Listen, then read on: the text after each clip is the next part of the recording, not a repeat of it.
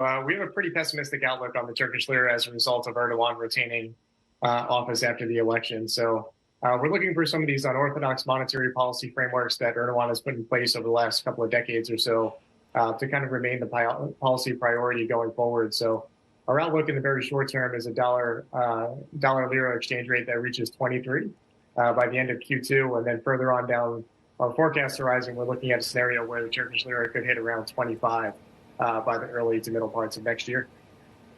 Anything positive on the horizon?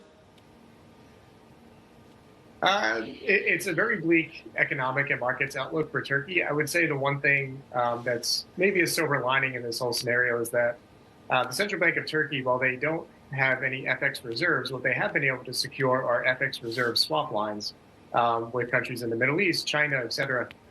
If they can continue to draw on those lines and possibly extend and enhance those reserve currency lines, maybe there's some support via central bank FX intervention for the lira. But as I mentioned, it's a bit of a bleak economic and local financial market outlook in Turkey. Maybe it might also get some support from the dollar itself, because you think the dollar has reached its peak and is going to turn, right? We do think the dollar has reached its peak. We do think it's going to turn. Part of the reason for that is we do think that the U.S. economy is going to enter recession in the second half of this year, probably Q4. And that's when the Federal Reserve will start to at least signal that easier monetary policy is on the horizon, and then eventually deliver interest rate cuts in Q1 of next year. And as this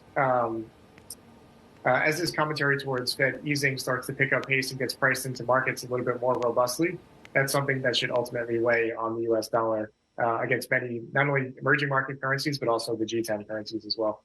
When's this talk of easing going to resume, Brendan? Because we've just seen the PCE coming in stronger than expected. It doesn't look as if, and we heard more of the Fed officials talking a fairly, I guess, intransigent game, if you like. They still seem determined to keep things at these levels for a while, don't they?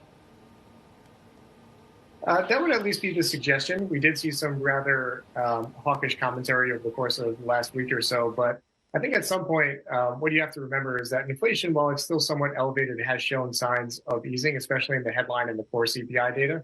I know the core PCE data was a little bit more robust than I think policymakers would have liked, but there has been some progress on the inflation front.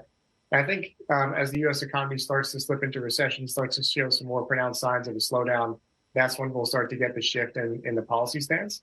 And we do think that'll happen around Q4, and then we'll ultimately see Fed or the FOMC deliver on those interest rate cuts in early 2024.